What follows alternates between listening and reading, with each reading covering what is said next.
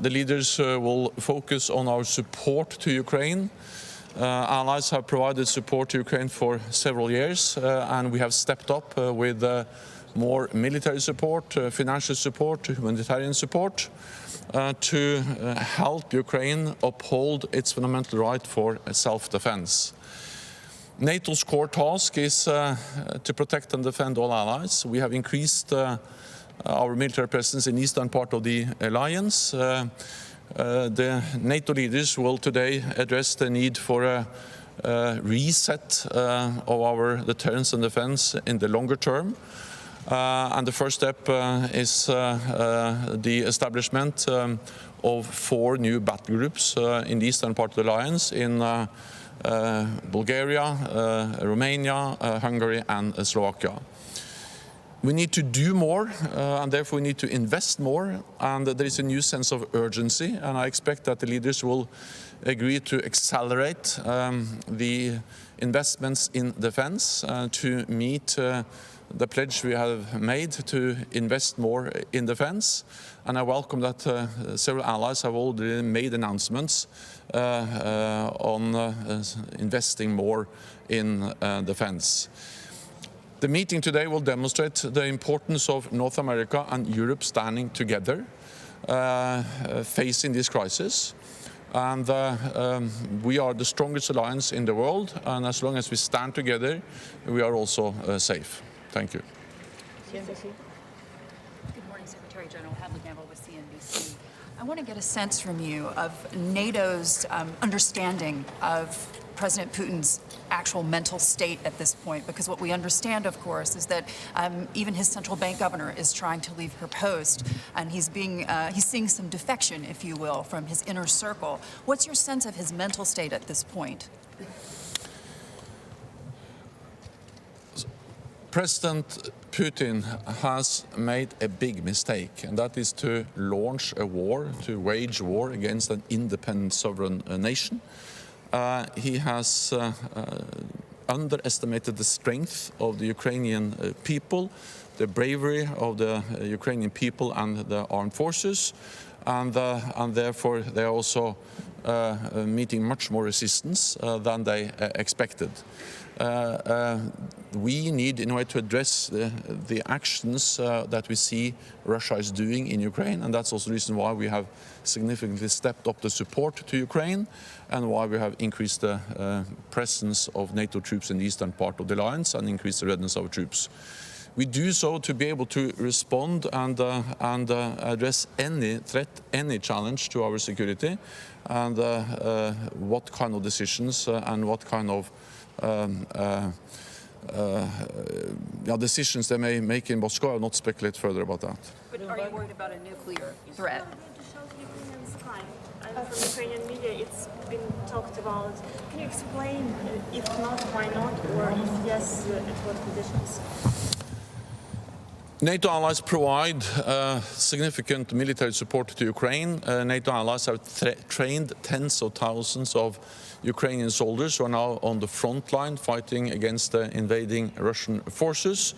The Ukrainian army is much better equipped, much better trained, much better commanded now than in 2014.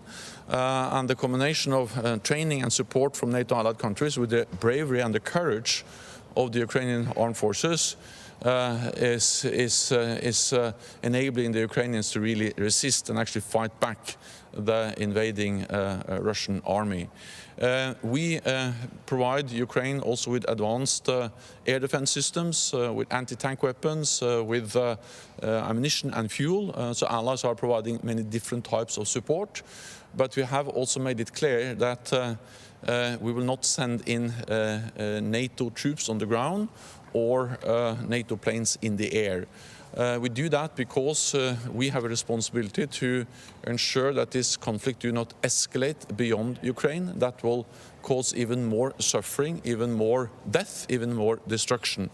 And to declare a no-fly zone over Ukraine means that we need to impose it. And to impose a no-fly zone means that we need to massively attack Russian air defense systems in Russia, in Belarus, and in Ukraine, and also be ready to shoot down Russian planes. And then the risk for a full-fledged war between NATO and Russia will be very high, and that will cause more death and more destruction.